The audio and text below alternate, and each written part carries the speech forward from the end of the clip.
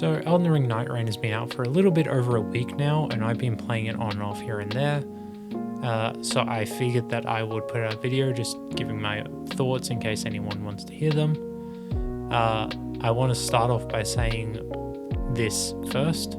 I have a very limited experience with Soulsborne games, and this is my third game, I believe. I have played through Elden Ring multiple times across multiple different platforms by myself and co-op. I have also played through Dark Souls 3. I finished that literally 2 days ago. So if you want to see a video on what I thought of Dark Souls 3, do let me know in the comments.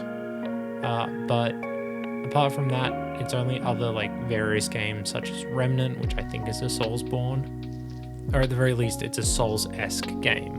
As well as I also want to say that the gameplay you're watching is a very generic game. It is probably one of my worst off games, so if you want to judge me, destroy me in the comments about it as well. So let's get into my first impressions. I like the game. I actually like it a fair bit. I think it is a good try at something new. So obviously FromSoft are normally making single player games or mech games. That's pretty much all I know them for. That's what they're famous for. They're famous for Dark Souls. They're famous for Sekiro, Bloodborne 2 when it comes out, if they're ever going to make that. And most recently Elden Ring, which won Game of the Year, along with their DLC of Shadow of the Erdtree, which got nominated for Game of the Year the following year, or 2 years later. Who cares? It doesn't matter. Now, in terms of gameplay, this game plays insanely fast for a Soulsborne. Or at the very least, compared to Elden Ring and Dark Souls 3, this is crazy fast.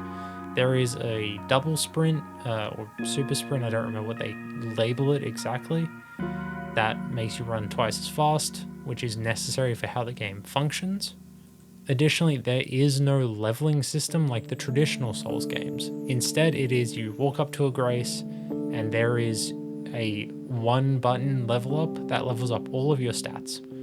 These features I like for this game. I don't think that they would work in a traditional Souls game, or they would work in a Elden Ring sequel. However, they work here because the style of gameplay isn't slow and methodical. You have to move fast, you have to think on your feet, and you have to have a plan ready for when you go in. Additionally, this game is meant to be a co-op game. You're not really meant to play this solo. You can, there is the option, but it is very, very clear that this is a team-focused game and you are going to need to work together in the most literal sense. You don't have to communicate, you don't have to talk, but you have to be together and you have to be working together, otherwise you're going to get shafted. Additionally, the movement system of the double sprint and the climbing sprint where you can mount walls is very fun. I do like this, and I kind of hope that they do add these two features into their next Souls game, as it is just fun to move around and it makes the game more interesting. Now, I want to touch on the ability systems. Each character has 2 abilities. I have been using Wilder mainly, as he's who I'm most comfortable with. I have tried all of them. However, this is the character that I like the most. He is quicker, he is tanky-ish. He's kind of like the midpoint character. I do enjoy playing as him. He has fun abilities. And as for the abilities, I think that they are balanced pretty much perfectly. Your little secondary ability on the left on the screen is a fast regenerating one, which in this case is a mobility one. And the second one is your big damage dealer, tanky, or tank killer, which you're about to see here. I like these abilities. I don't think that they belong in a Soulsborne, at least not unless there's some kind of talisman you have to use to get them, as well as they are fun to use when roaming around the map. And now talking about the map, it is just another Elden Ring copy-paste location. There's not too much to talk about. If you've played Elden Ring, a lot of these things will look familiar, they'll be familiar, and there's not a lot I can say. It's just a great world design.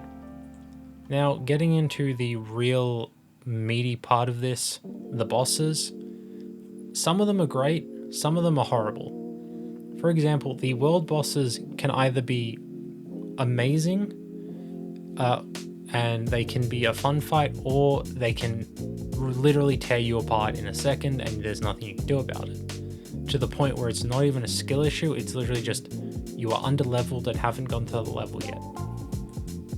There are some fights, like the Night Lord fights, that are really fun and interesting. Some of them are just so stupid. Like there's one that I don't remember the name of. It's a big flying moth that sets you to sleep, but it just flies around the entire time and you barely have any time to damage it. I think me and my team spent a solid 20 minutes in there barely doing anything to it because we couldn't hit the fucking thing.